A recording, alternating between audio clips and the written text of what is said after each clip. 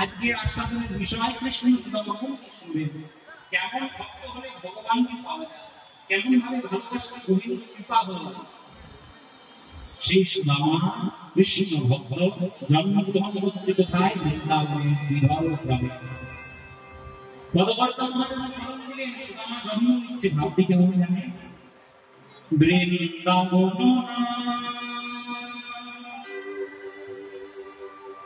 বিদর্ভ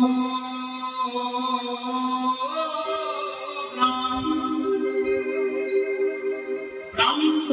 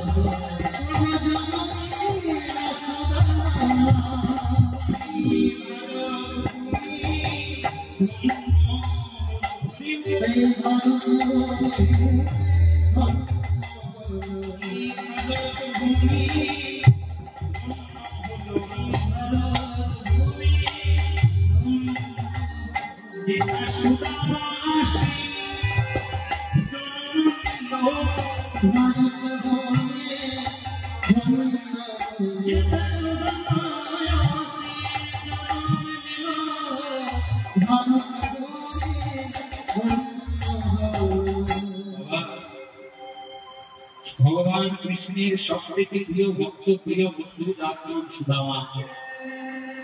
সেই সুদামা কোন মাস, কোন জায়গা, কোন দিন, কোন তিথি? বৃন্দাবন নাম বিদর্ভ গ্রাম। সেই বৃন্দাবনের মধ্যে গ্রামটি অবস্থিত, যার নাম বিদর্ভ গ্রাম।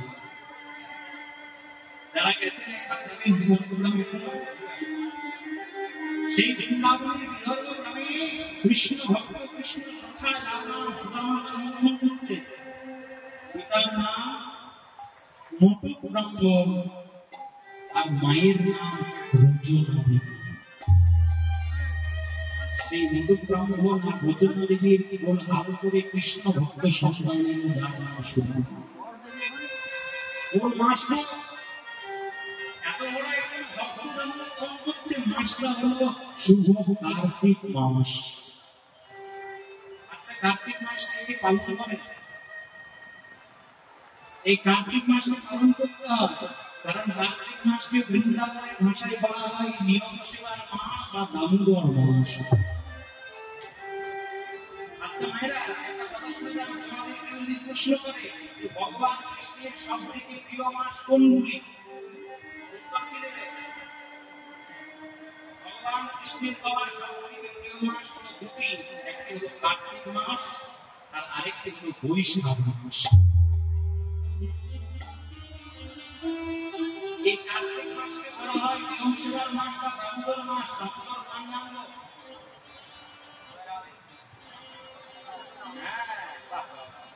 দামোদর হলো গোবিন্দের নাম, ভগবান কৃষ্ণের নাম। দামোদর কথার অর্থ কি? দাম মানে দড়ি আর উদর মানে পেট। ভগবান কৃষ্ণ যখন ছোট ছিল, সেই বৃন্দাবনে প্রত্যেকের বাড়িতে বাড়িতে ননি মাখন ছানা চুরি করে খেয়ে নিত।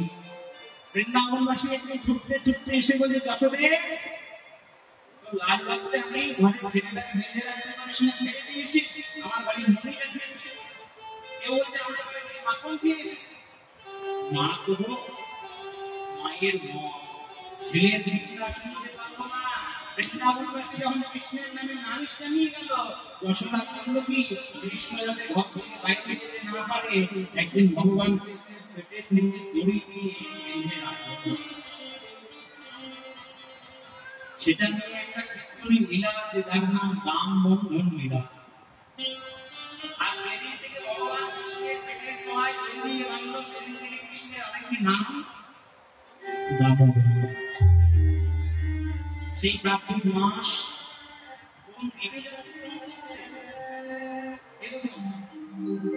আমরা কিন্তু জন্ম নিয়ে মতবিরোধ করি বাবা। আমরা বলি আমার জন্ম নন্দিতে, কেউ বলে আমার জন্ম জামুরিয়ায়, কেউ বলে সাতপুরায়, কেউ বলে বাঁকুড়ায়।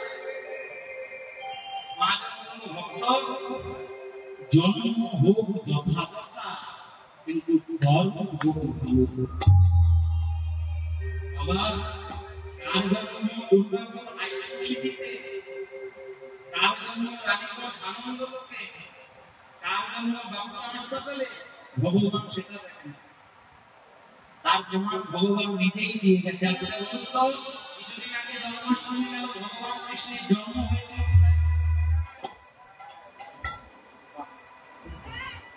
ভগবান কৃষ্ণের জন্ম হয়েছিল অত্যাচারী পাপাচারী কংসের অন্ধকার কারাগারে।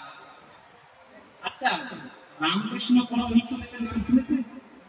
রামকৃষ্ণ ঠাকুর তিনি কথামৃত লিখেছেন।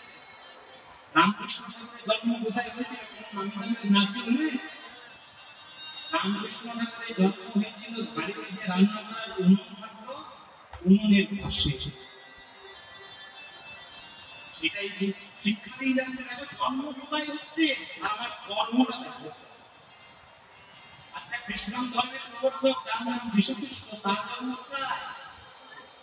হসপিটালে নয়, নার্সিংহোমে নয়, ডাক্তারখানায় নয়, তার জন্ম হচ্ছে ঘোড়াশালায়। ঘোড়াকে বেঁধে রাখা হয়, সেখানে জন্ম। আবার জন্ম হোক কথা কথা, কর্ম হোক ভালো। কর্ম যদি কেউ ভালো করতে পারে, সেই ফল পাওয়া। মন দিয়ে শুনবেন, জন্মিয়া চরাচরে যে যেমন কর্ম করে, কর্ম অনুযায়ী ফল তাদের লইতে হয়। আপনারা ভাবছেন ভগবান কৃষ্ণ তো অনেক খারাপ কাজ করেছে, আপনার কর্মফল ভোগ হয়নি, হয়েছে। ভগবান কৃষ্ণ তো কর্মফল ভোগ হয়েছে। ভগবান কৃষ্ণ কুরুক্ষেত্রের যুদ্ধের মাটিতে যখন দাঁড়িয়ে 14 দিন যুদ্ধ পরিচালনা করার পর শেষ দিন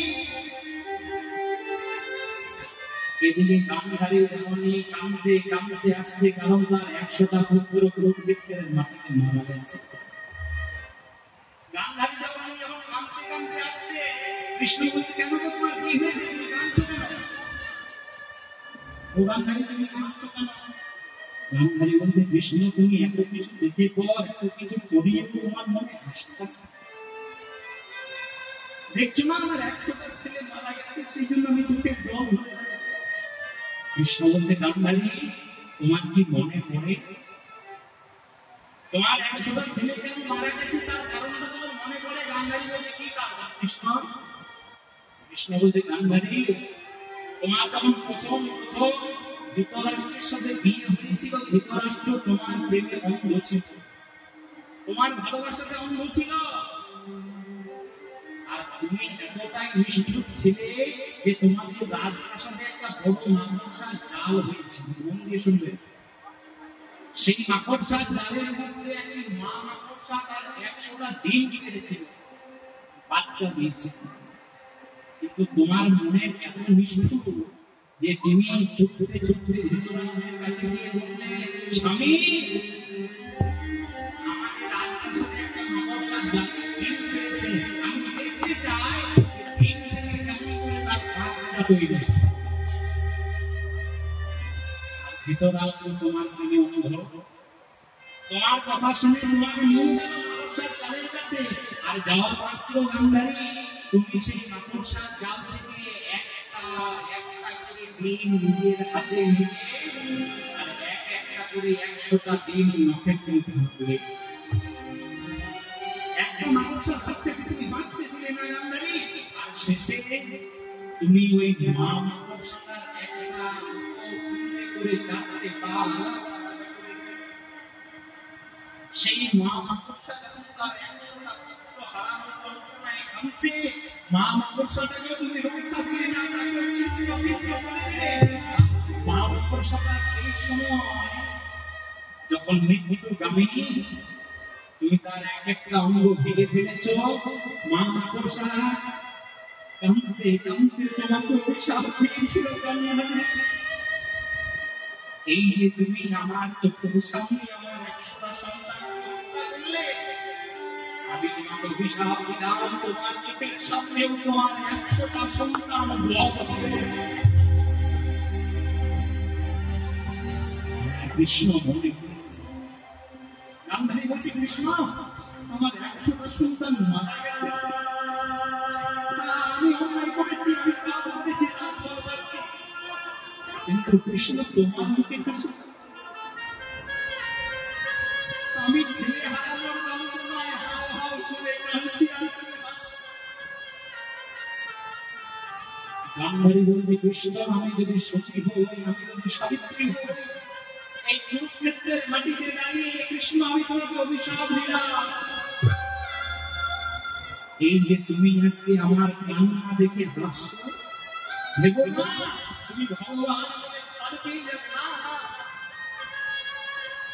এই যে তুমি আজকে হাসলে আমার কান্নাকে দেখে আমি তোমাকে অভিশাপ দিলাম, তোমার যদুবংশ নষ্ট হবে, তোমার যদুবংশের শেষ সম্পদ বলতে কেউ থাকবে না, তোমার মোকাবিলা করার জন্য তোমার সংসারের কেউ থাকবে না। আবার যারা ভক্তি রাজ্যে বাস করেন তারা জানবেন, ভগবান কৃষ্ণ যখন দেহ ত্যাগ করেছিল, ভগবান কৃষ্ণের মুখাগ্নি কি করেছিল?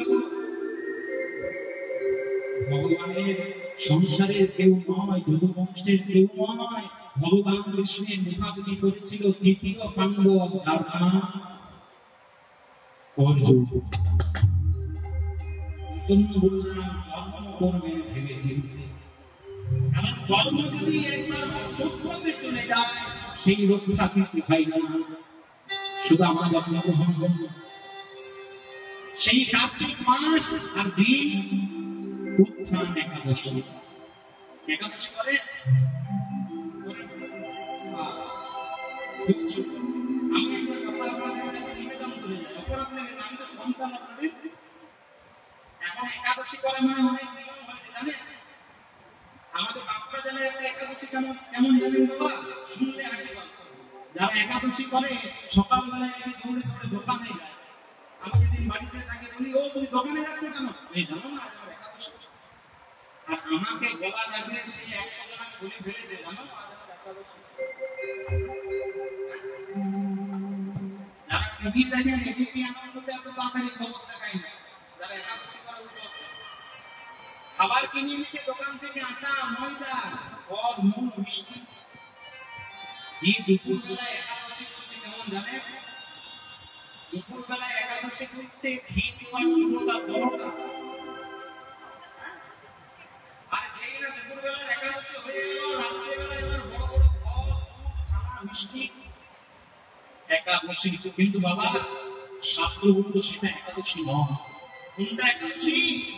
সারাদিন উপবাস করে একাদশীর দিন সন্ধ্যে বেলায় রবীন্দ্র ভবনে বসে হাতের এই জায়গাটার নাম হলো গোপনাকৃতি অংশ। গোবিন্দের কাছে বসে এই জায়গায় এক বন্ধু জল দিয়ে পান করবে, সেটাই হলো পূর্ণ একাদশী।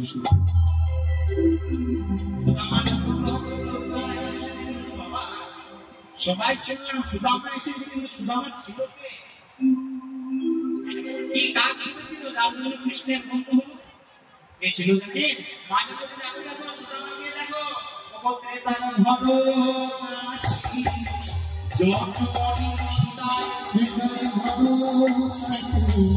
নন্দায় হৃদয় ভব কাশী জননী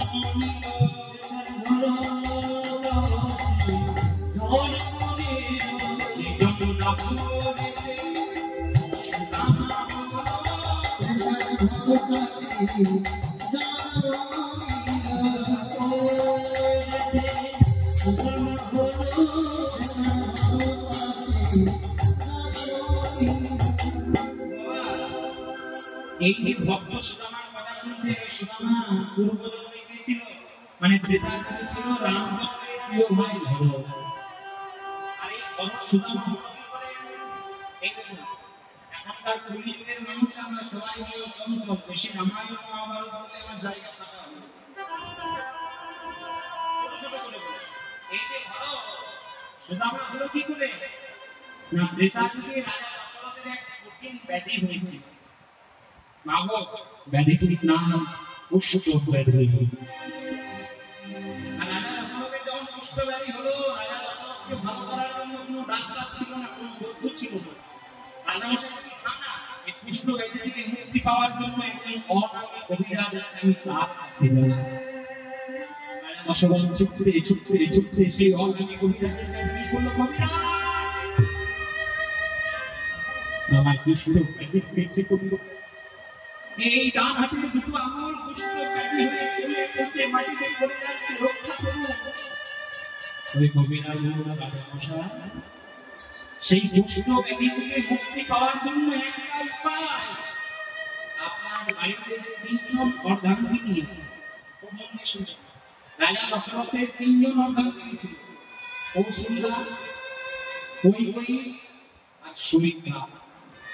সেই অর্ধাঙ্গী কবিরাজ রাজামশাইকে বলছে, রাজামশাই, আপনার বাড়ির 3 জন অর্ধাঙ্গিনী কৌশল্যা, কৈকেয়ী আর সুমিত্রা, ওই 3 জনের মধ্যে কেউ যদি প্রত্যেক দিন মুখ দিয়ে টেনে টেনে রক্তপুরি মাখা আগুনকে পরিষ্কার করতে পারে, আপনি ভালো হয়ে যাবেন। কেউ যদি প্রত্যেক দিন রক্তপুরি মাখা আগুনকে মুখ দিয়ে টেনে টেনে পরিষ্কার করতে পারে, আপনি ভালো হয়ে যাবেন। রাজামশাই ছুটতে ছুটতে ছুটতে ছুটতে বাড়িতে গিয়ে সবার আগে ডাক দিল, সুমিত্রা। যেই সুমিত্রা ওই ডাক দিয়েছে, রাজামশাইয়ের ছোট অর্ধাঙ্গিনী সুমিত্রা ছুটতে ছুটতে এসেছে। কি হয়েছে? ডাকছেন কেন? রাজামশাই, রাজা দশরথ তার হাত সামনে বাড়িয়ে বলছে, সুমিত্রা, সুমিত্রা, আমার ডান হাতের দুটো আঙুল একজন অনামী কবিরাজ বলেছে, কেউ যদি মুক্তি টেনে টেনে দুটো আঙুলকে পরিষ্কার করতে পারে, আমি ভালো হতে পারি। এই ডান হাতের দুটো আঙুলকে মুক্তি টেনে টেনে পরিষ্কার করতে। সুমিত্রা রাজামশাইয়ের সামনে থেকে একটু দূরে সরে গিয়ে বলে, স্বামী তোমার জন্য আমার সব। সুমিত্রা বলছে, ও স্বামী তুমি একটি রাজা, তোমার রাজ সিংহাসন বলে আমি রাজভবনে বাস করি, তোমার জন্য তোমার জন্য সব। কিন্তু স্বামী ওই ডান হাতের দুটো আঙুল দিয়ে মুখ দিয়ে টেনে টেনে পরিষ্কার করতে আমি পারবো না। কি বললে সুমিত্রা? তুমি পারবে না। রাজা দশরথ সুমিত্রাকে বাদ দিয়ে চুপড়ে চুপড়ে রাজা দশরথের বড় ডাকিনি, যার নাম কৌশল্যা। রাজা দশরথ চুপড়ে চুপড়ে কৌশল্যার কাছে, কৌশল্যা আমার হয়েছে, পারবে কৌশল্যা পারবে? তুমি মুখ দিয়ে রক্ত কৌশল্যা বলছে, তুমি আমার স্বামী, তুমি কতই না দামি। তোমার স্বামীরা দামি হয় না? স্বামীরা দামি হয়? কার কার কাছে দামি হয়? স্বামী দামি হওয়াটা একটা কথা, কারণ সংসার সুখের হয় রমণীর। রমণীর যদি গুণ সঠিক হয়, স্বামী কিন্তু দামি হয়। জগৎ তুমি আমার স্বামী, তুমি কখনো না দামি। বেশ কৌশল্যা, এই দেখো না আমার ডান হাতের দুটো আঙুলে কুষ্ঠ ব্যাধি হয়েছে, পরিষ্কার করে দাও মুখ দিয়ে। কৌশল্যা হচ্ছে, আপনার জন্য আমি জীবন দিয়ে দিতে পারি, আপনি যা বলবেন তাই করবো, কিন্তু ওই দুটো কুষ্ঠ ব্যাধি গ্রস্ত আঙুল দিয়ে মুখ দিয়ে টেনে টেনে পরিষ্কার করতে পারবো না। কৌশল্যা না বলে দিল, সুমিত্রা না বলে দিল, রাজা দশরথ কাঁদতে কাঁদতে চিৎকার করে বলল, এই কি সংসার, এই কি সংসার, যে সংসারের জন্য কত কিছু চলবে, এই যে না খেয়ে সংসারের মানুষকে আর সেই সংসার আমার জীবনের নাম দিব না, এই কি সংসার। এমন সময় রাজা দশরথ ভেসে চলেছে, আর দরজার বাইরে দাঁড়িয়ে ছিল রাজামশাইয়ের আরেকজন অর্ধাঙ্গিনী। কি নাম?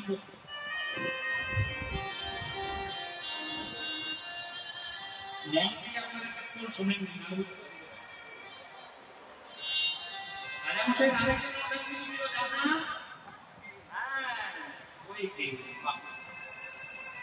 উত্তরগুলো পেলে আমার বলতে ভালো লাগে।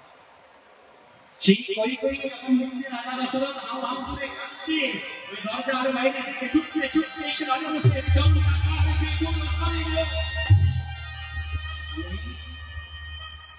আমি শুনেছি জগতে প্রতি সেবাই হলো সবথেকে বড় সেবা।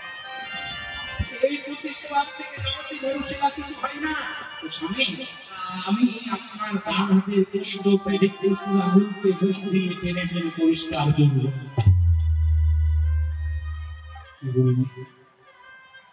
কি বললেন? তুমি প্রত্যেকদিন মুখ দিয়ে টেনে টেনে আমার ডান হাতের দুটো আঙুলকে পরিষ্কার করবে? বেশ, ওই প্রত্যেকদিন নিজের মুখ দিয়ে রাজা দশরথের কষ্ট ব্যাধিগ্রস্ত আঙুল দুটি থেকে রক্ত পুঁজ বের করে মাটিতে ফেলে দেখতে দেখতে দেখতে দেখতে রাজামশাইকে একটু ভালো করে তুলল। রাজামশাই যখন আস্তে আস্তে ভালো হয়ে গেল, রাজামশাই দেখতে, বাবা ওই জন্য আজকে আমি আমার প্রাণ পেয়েছি, জীবন পেয়েছি। ওই এই যে তুমি আজকে আমার জীবন ফিরিয়ে দিলে, তোমাকে আজ আমি দুটো পথ দিতে চাই।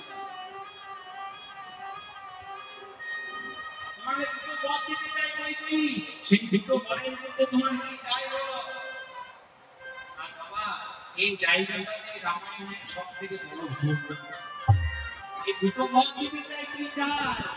ওই বলছে, স্বামী আপনার দৌলতে আমরা কোনো অভাব নাই, যদি কোনোদিন অভাব হয় আমি ওই দুটো পথ চেয়ে নিই। যেই না বলছে দুটো পথ চেয়ে নেব, দেখতে দেখতে 6 মাস পার হয়ে যাবে। ছমাস পর রাজা দশরথ সিদ্ধান্ত নিল বংশের বড় ছেলে অযোধ্যার বড় ছেলে শ্রী রামচন্দ্রকে করল তার রাজা। চারিদিকে খবর হয়ে গেল, শোনো শোনো নগরবাসী, রাম হবে রাজা। এই চারিদিকে খবর হয়ে গেল রাম রাজা হবে অযোধ্যা। আর এই খবরটা কই পেয়েছে, কই যখন শুনতে পেয়েছে রাম রাজা হবে, কই আজ অনেক আনন্দে রামের জয়গান গাইতে গাইতে নৃত্য করছে। মনের আনন্দে কই রাম রাজা হবে। রাম তো ছেলে, আমার ছেলে না হোক না, আমার বাড়িতে ছেলে, আমার কাছে তো থাকে, তাই রামের জয়গান গাইছে। কেমন করে জানে? রঘুপতি রাজা রাজা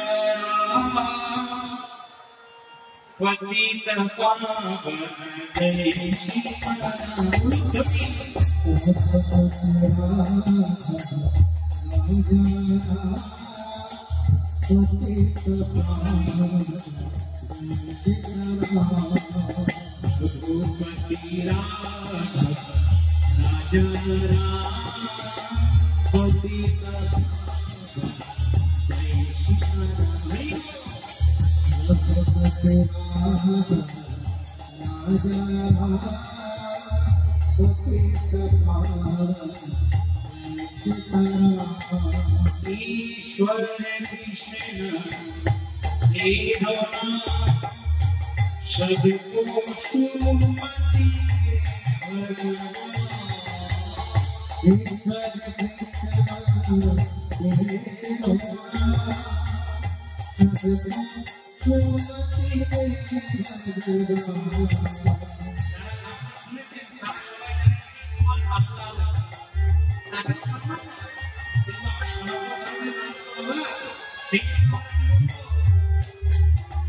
ईश्वर कृष्ण देना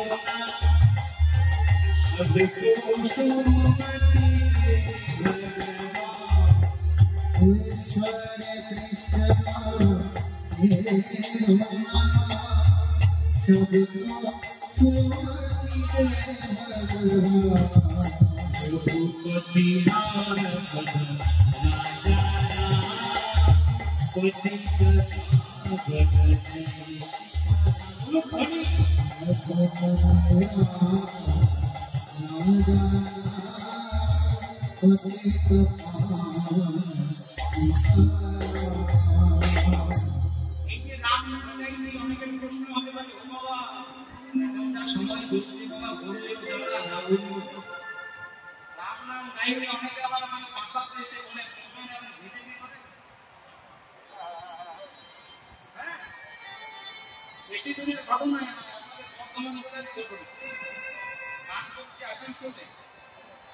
राम नाम गाइছি কামটাই গাইছি রাম সাথে একদম বলতে বাবা তাহলে বিজেপি করা হয় নাকি আপনি হাত তুলে করে বলে বাবা বিজেপি করি না তৃণমূল করি না আমি ভোট করি না আমরা কোন দিনে ভোট দিই না কেন না আমরা কোন দিনে ভোট দিই জানেন ওলা করতা হ্যাঁ এখন এমন হয়ে গেছে রাম নাম করলে বিজেপি কৃষ্ণ নাম করলে তৃণমূল রাম কারো সম্পদ নয়, রাম কারো ব্যক্তিগত সম্পদ নয়, রাম সবার। তিনি হলেন মর্যাদা পুরুষোত্তম ভগবানের একটি অবতার। রাম প্রত্যেকটি মানুষে, রাম প্রত্যেকটি গ্রামে, রাম প্রত্যেকটি পাড়া সেই করি গাইছে আর বলছে দশরথ রাজা सबको सुमति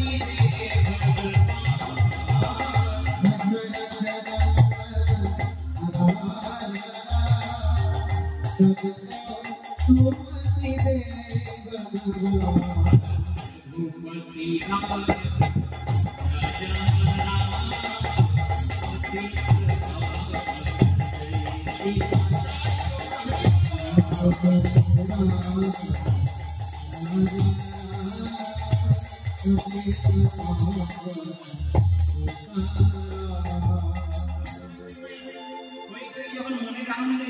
রাম হবে রাজা আর কই কই জানে বিষ খাওয়ার জন্য একটা নাচ।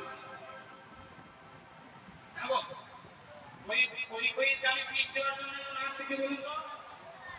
বাবা সবাই মন্দিরভাবে কীর্তন করতে আমার হাতালে কম পরিশ্রম কম, এই সবাই উত্তর দিচ্ছে। আর দুটাতে কীর্তন শুনে আমাদের লাগবে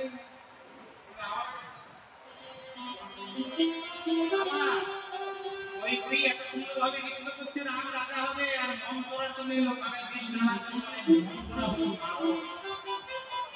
এই নারদের গানকে করতে মন করা হলো না। আপনাদের কাছে নারদ আছে? আছে না? এই নারদ নাই? সত্যি করে বলুন নারদ আছে? আমি কীর্তনে কিছু বলি আর না বলি আসলে দাঁড়িয়ে বলি যে নারদ হইতে সামনে। কেন নারদ সত্যযুগ ছিল, নেতাও ছিল, ডাক্তারও ছিল, গরিবদের মধ্যে এমনকি আপনাদের পাড়ায় পাড়ায় দুইটা করে আছে। নারদ জানেন না? নারদ মানে সকালবেলায় কলতলায় গিয়ে বলবে জানি আপনার খবরটা ভালো নয়।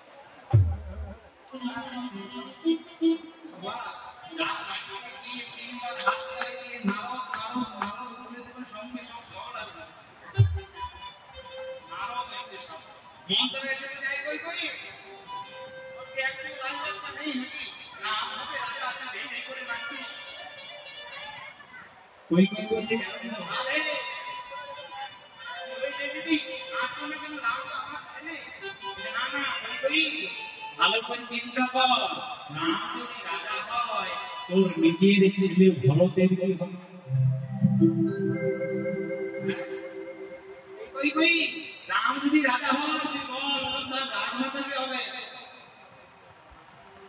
রাম রাজা হবে রাজমাতা হবে। রাম যদি রাজা হয় রাজমাতা হবে কৌশল্যা, আর কৌশল্যা রাজমাতা হয়ে ছড়ি ঘোরাবে সেটা তো ভালো লাগবে। যেখানে হচ্ছে কথাটা কই কই এত সুন্দর ঘটনা সঙ্গে সঙ্গে পরিবর্তন হয়ে চিন্তা করো না আমি রাজা দশরথের কাছে দুটো বর পাই আমি এখনই ছুটতে ছুটতে ছুটতে ছুটতে কই কই রাজা দশরথ আপনার মনে আছে আপনাকে দুটো বর পাও না ছিল রাজা দশরথ হ্যাঁ মনে আছে বড় কই কই কি চায় কই কই বলে রাজা মশাই আপনার বয়স হয়েছে এমন জিনিস চাইবো যে আপনার মাথা ঘুরে যেতে পারে, পেছনে যদি কোনো শক্ত দেওয়াল আছে বেশ রাজা দশরথ একটা দেওয়াল ধরেছে কই কই বলে রাজা মশাই সেই দুটো বরের মধ্যে প্রথম বরে আমি চাই বংশের বড় ছেলে রাম এই অযোধ্যার সিংহাসনে বসবে আমার ছেলে ভরত।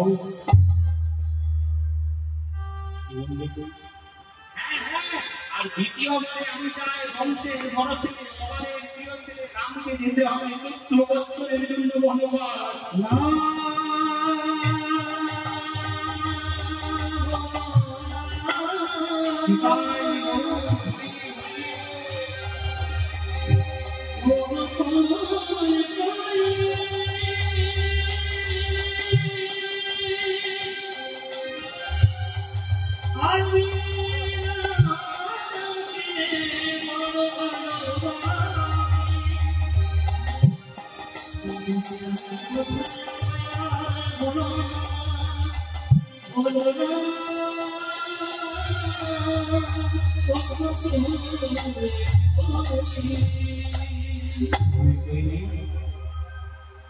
রামকে ছেড়ে আমি এক মুহূর্ত থাকতে পারি না। রাজা দশরথের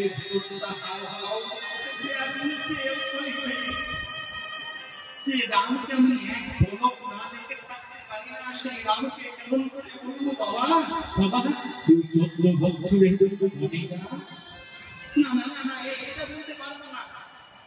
ওই বলছে রাজা মশাই পাও হয়েছি বেশ কথা দিয়ে ফেলেছে রাজা দশরথ সময় না দেখতে দেখতে সকাল হয়ে গেল। সকাল হয়ে যাওয়া মাত্র রাজা দশরথের কথা মতো রামচন্দ্র লক্ষ্মণ আর সীতা দেবী পিপিলিতে চলেছে অযোধ্যাকে ছেড়ে 14 বছরের জন্য বনবাস। আর রামচন্দ্র যখন বনবাসে চলে গেল আর সেই দিন সেই অযোধ্যাতে রামচন্দ্রের সব থেকে প্রিয় ভাই যার নাম ভরত, সে বাড়িতে ছিল। শাস্ত্র অনুযায়ী ভরত ছিল তার মামা বাড়ি। যখন খবরটা পেয়েছে দাদা রাম মরে গেছে, ভরত মামা বাড়ি ছেড়ে দিয়ে ছুটতে ছুটতে ছুটতে ছুটতে গভীর বনে গিয়ে ডাকছিল দাদা। সেই ভরত দাদা ডাক দিয়েছে, সঙ্গে সঙ্গে ডাকতে ডাকতে ডাকতে ডাকতে রামচন্দ্রের দর্শন পেল। ভরত এই না রামচন্দ্রকে দেখতে পেয়েছে, ভরত দুটি হাত জোড় করে বলছে দাদা আর বনের মধ্যে থেকো না, চলো না, চলো চলো চলো চলো অযোধ্যায় ফিরে চলো। অযোধ্যার প্রজাবাসী গণ তোমার জন্য অপেক্ষা করছে, ফিরে চলো। রামচন্দ্র ভাই ভরতকে জড়িয়ে ধরে বলছে, আমি অযোধ্যায় ফিরে যেতাম, কিন্তু ভাই আমি যদি আজকে তোর কথা মতো অযোধ্যায় ফিরে যেতাম, অযোধ্যার প্রজাবাসীগণ বলবে রামচন্দ্র হলো সিংহাসনের লোক। না না, আমি ফিরে যাবো না, তুই আমার আশীর্বাদ নিয়ে 14 বছর রাজত্ব শাসন কর, তারপর আমি যাবো। ভরত বলছে দাদা এই কেমন কথা, আমি খালি হাতে কি এখান থেকে অযোধ্যায় ফিরে যাবো না, খালি হাতে যাবো না, কিছু দাও। যেই না ভরত রামচন্দ্রের কাছে চেয়ে বসেছে, রামচন্দ্র বলছে ভরত তোকে দেবার মতো আমার কিচ্ছু নেই। ভরত বলছে কেন দাদা, ওই যে তোমার পায়ের মধ্যে খড়ম করা।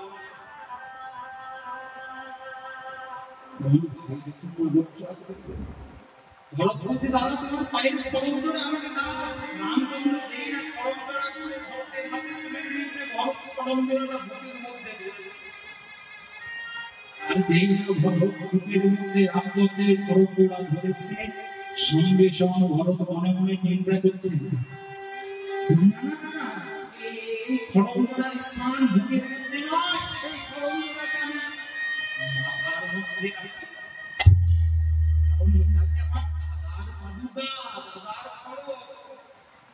যেই না ভরত রামচন্দ্রের কাছে শেষ বিদায় হিসাবে আশীর্বাদ হিসাবে নিয়ে এলো খড়মগড়া, সেই মাথায় করে খড়মগড়া এনে ভরত ফিরে এলো অযোধ্যায়। মা ভরতের ত্যাগ গেল কোথায়? ভরত 14 বছর সিংহাসনে বসে ছিল। ভরত কি করেছিল জানেন?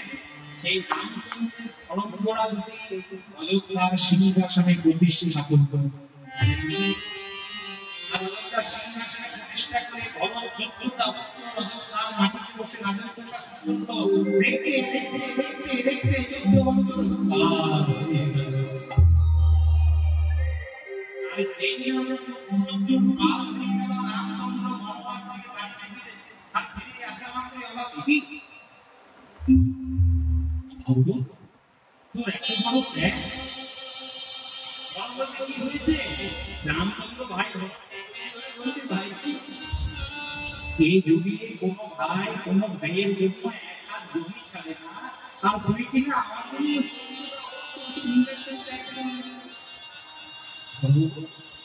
এই যে তুই আমার জন্য এত কিছু ত্যাগ করলি, আমি তোর কাছে ঋণী হয়ে গেলাম।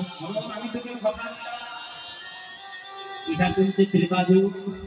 আগত তারপরে বৃন্দাবনে আমি হব ভগবান কৃষ্ণ। আর এই ত্যাগের জন্য, এই ভালোবাসার জন্য তুমি হই আমার সব থেকে প্রিয় ভক্ত, প্রিয় বন্ধু। তোর নাম হবে ভক্ত সুদামা।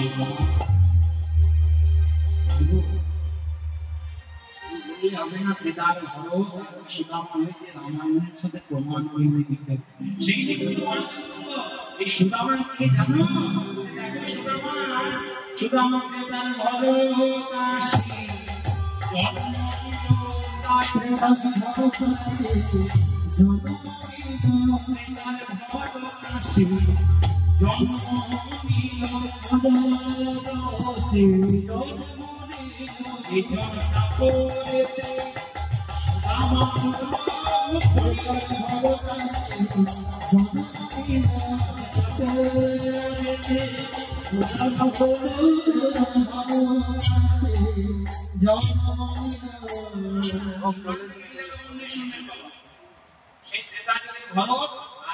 জন্ম ভগবান কৃষ্ণ আজ সেই মধুময় বৃন্দাবন মাঠে ভক্তগণকে সঙ্গে করে আর বন্ধুদের সঙ্গে করে যমুনা তীরে বিনোদ খেলা খেলছে। বিনোদ খেলা তো বিনোদ মানে ভগবান কৃষ্ণের কতজন বন্ধু ছিল গো? এই মায়েরা বলে গেলে তুমি কি আমি তো আপনার কাছে জিজ্ঞাসা করি ভগবান কৃষ্ণের কতজন বন্ধু? ভগবান কৃষ্ণের মোট 34 জন বন্ধু। তার মধ্যে ভগবান কৃষ্ণের 12 জন সখা আর 12 জন উপসখা।